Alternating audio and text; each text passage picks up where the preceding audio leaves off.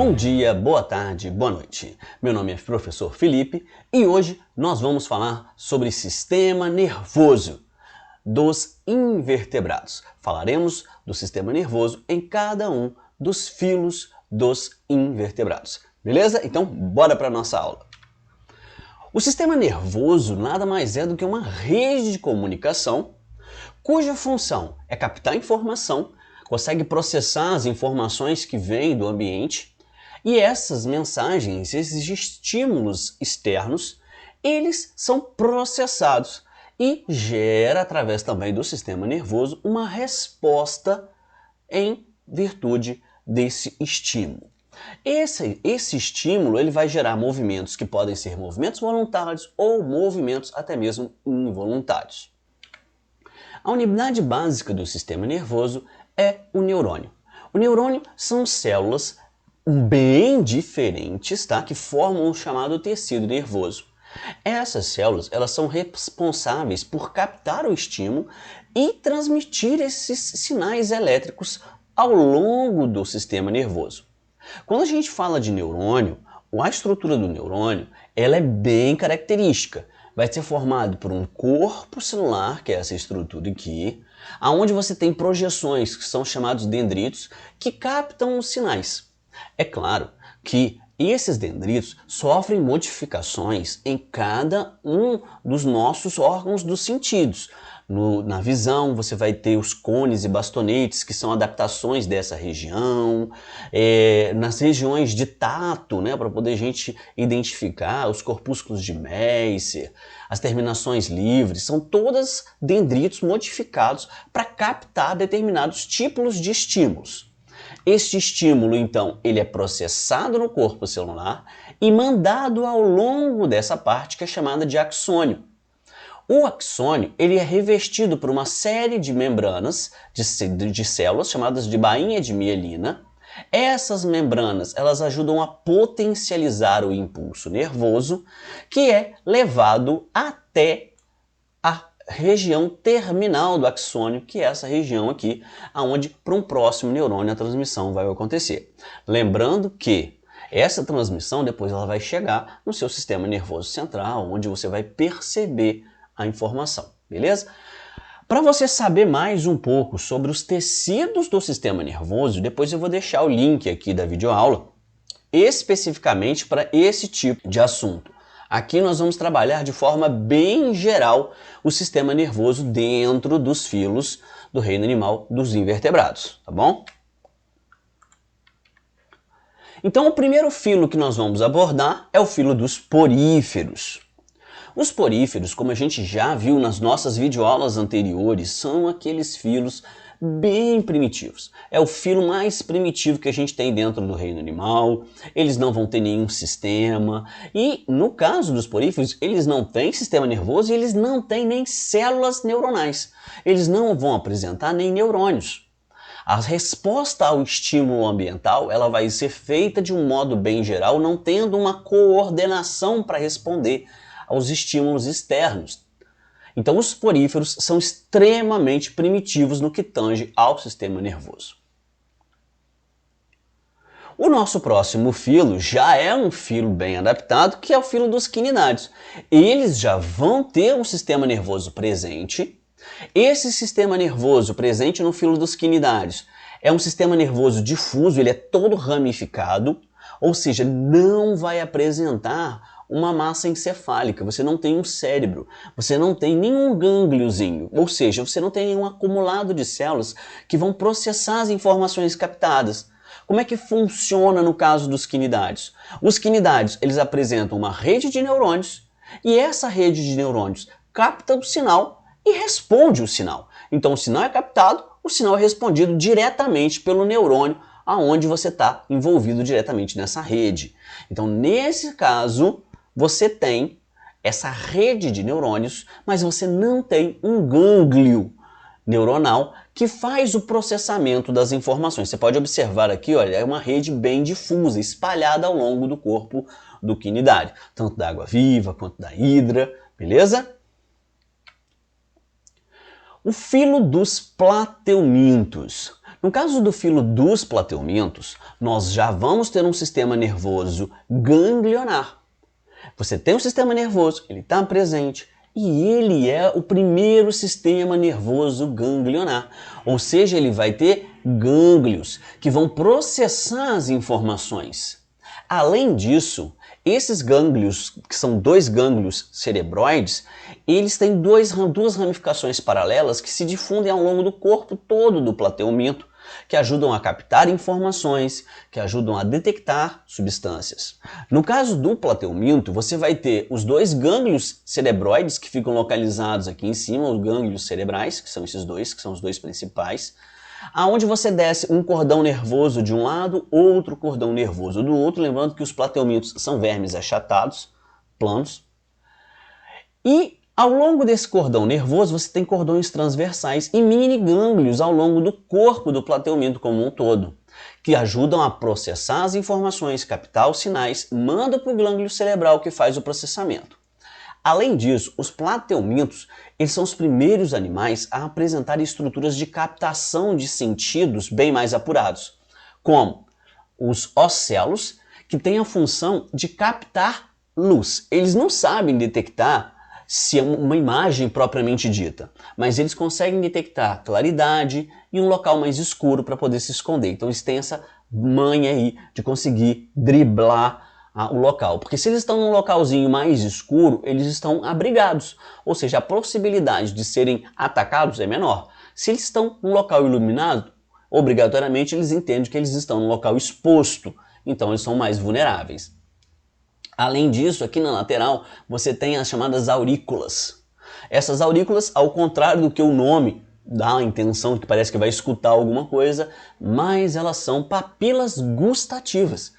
Elas servem para detectar o sabor das coisas, conseguem detectar o sabor do local onde ele está, onde ele vai conseguir o alimento. Beleza?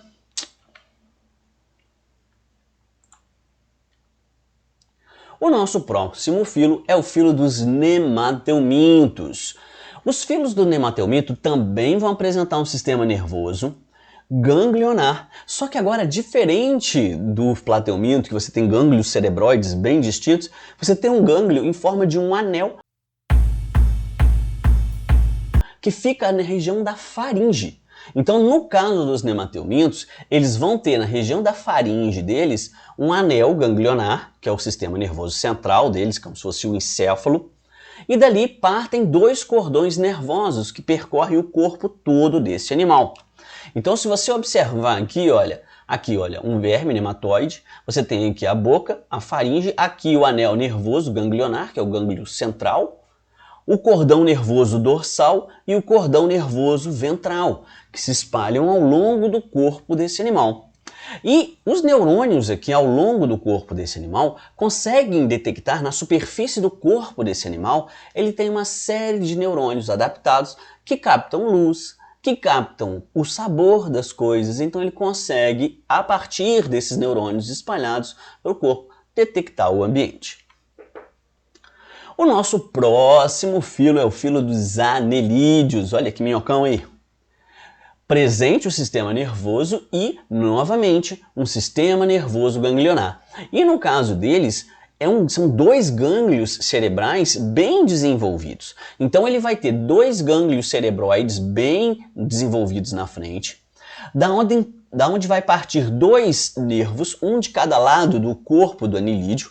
Em algumas espécies pode ser um nervo só, mas a grande maioria são dois, parte um do lado direito, um do lado esquerdo e percorre o corpo todinho do animal, tá? Da onde parte nervos laterais que se espalham sobre o corpo do animal. Outra característica que eles vão ter também, presença, eles não vão ter olhos, mas eles vão ter presença de células fotorreceptoras ao longo do corpo do animal como um todo, e ele consegue saber se ele está debaixo da terra, se ele não está, a luminosidade, a palatabilidade do solo, tudo eles conseguem saber. Só lembrando que, como a gente já falou anteriormente, os anelídeos eles apresentam metameria. Que, como a gente já falou anteriormente, os anelídeos eles apresentam metameria, que é isso, o corpo segmentado em anéis com cada uma das partes do corpo. Cada anel vai ter um par de gânglios nervosos tá? Ao longo de toda a estrutura do anelídeo. O nosso próximo filo é o nosso mais misterioso animal, que é o filo dos moluscos, em especial esse cara aí, o polvo. Tá? Tem sistema nervoso e, putz, é um grande sistema nervoso, apresenta um sistema nervoso ganglionar muito desenvolvido, e esses gânglios partem e controlam diferentes partes do corpo desse animal. No caso dos moluscos gastrópodes, lesmas, caracóis, esses animaizinhos, esses gânglios vão controlar, um controla o pulmão, um vai controlar o pé muscular, outro vai controlar o sistema digestório, outro controla o coração, tudo isso controlado por esses gânglios. Na classe cefalópode, que é a classe do nosso amigo aqui, do polvo, eles vão ter um ganglião bem desenvolvido, um gânglio bem grande. E, além disso, eles têm estruturas de detecção muito desenvolvidas. Os olhos dos polvos são comparados aos olhos dos vertebrados na capacidade de visão. Então é extremamente desenvolvido. Consegue resolver problemas extremamente complexos para um animal invertebrado, eles conseguem resolver por conta desse encéfalo, desse cérebro diferenciado, desse gânglio diferenciado. Como eu falei, no caso dos gastrópodes, lesmos, caracóis aqui, você vai ter os gânglios aqui, olha, ao longo do corpo. Tem o gânglio cerebral, que é um par, e depois você tem vários gânglios. Cada um deles vão controlar estruturas diferentes. Gânglios pedais, que controlam o pé visceral. Gânglios viscerais, que controlam os órgãos. Gânglios bucais, que controlam a boca. Então, assim, cada um vai estar controlando. E, é claro, eles têm, inclusive, na ponta dos tentáculos superiores, olhos que têm capacidade de visão extremamente desenvolvida. Mas nada comparado com este camarada aqui.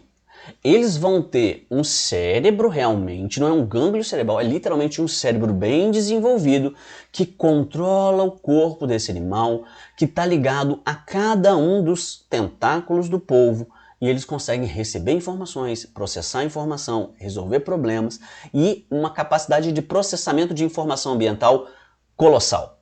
Como assim? O polvo consegue olhar para o ambiente, mudar a textura da sua pele em resposta a esse ambiente. O polvo consegue olhar para o ambiente onde ele está, mudar a coloração do seu corpo para se adaptar ao ambiente.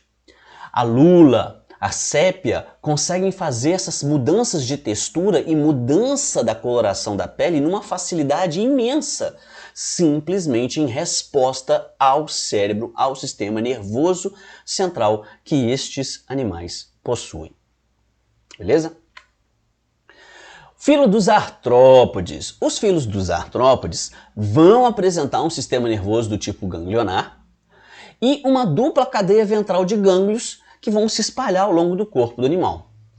E eles vão apresentar um gânglio especializado, porque eles têm capacidades de visão, audição, antenas para detectar feromônios, para detectar odores no ar, tudo isso de acordo, é claro, com o animal. Cada um vai ter uma especialização que nós não vamos abordar aqui, que a gente não está estudando veterinária especificamente, nós estamos abordando de um modo bem geral. Então, eles vão ter uma estrutura de cefalização bem desenvolvida e com estruturas extremamente adaptadas, como, por exemplo, a visão. Os insetos apresentam olhos múltiplos que têm a capacidade de detectar uma quantidade enorme de imagens e processar todas essas informações naquele cérebro ganglionar. Além disso, eles vão ter receptores de paladar, sensores posturais, receptores auditivos, luminosos, entre outros. Por exemplo, a grande maioria das mosquinhas e borboletas tem papilas gustativas nos pés. Uma das coisas que as moscas fazem é que elas estão limpando aquela mãozinha, parece que elas estão limpando a mãozinha, e elas estão limpando a mãozinha. Mas na verdade elas estão tirando moléculas de sabor que estão agarradas nas papilas gustativas para elas sentir agora a textura e o sabor do ambiente novo onde ela está colocando aquela patinha. Isso vale para borboleta, isso vale para moscas, Tá? Então é extremamente avançado esse sistema nervoso no caso do filo dos artrópodes. Nós não vamos abordar especificamente cada uma das classes, porque eles têm umas quantidades infindas de adaptação. Então aqui você vai observar o gânglio cerebral e outros inúmeros gânglios, aqui o cordão nervoso. Então você tem um gânglio aqui no final, um gânglio no centro do corpo, e mesmo às vezes você decapitando um animal, um inseto, ele ainda continua se movimentando por um tempo longo. Por que acontece isso? Porque os outros gânglios, motores que vão estar ao longo do corpo do artrópode, propiciam que ele continue se movimentando. Então, no que tange ao sistema nervoso, os artrópodes também têm um sistema nervoso extremamente desenvolvido e adaptado ao ambiente onde eles vivem, tá? Filo dos equinodermos. Os equinodermos é aquele achado no fim da adaptação que parece que o mundo parou ali, é muito doido. Por quê? No caso do filo dos equinodermos, eles vão ter um sistema nervoso, mas ele não é tão evoluído nem como o dos moluscos, muito menos como o dos artrópodes. Mas tem.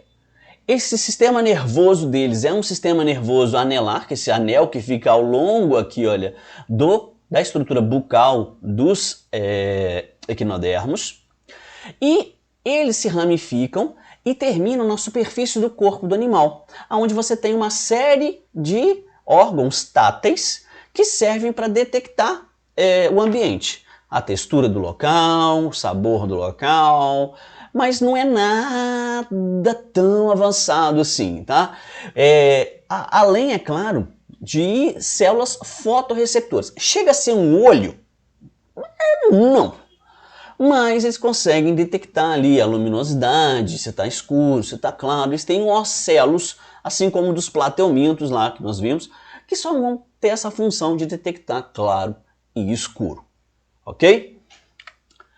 Bom, meus caros, com relação ao sistema nervoso dos invertebrados, que vocês precisam saber é isso que vai cair, essas adaptaçõezinhas mais pontuais, para saber que ele é difuso, que ele vai ter um sistema nervoso central ou não, que ele é bem simples, não é uma coisa muito complexa de falar.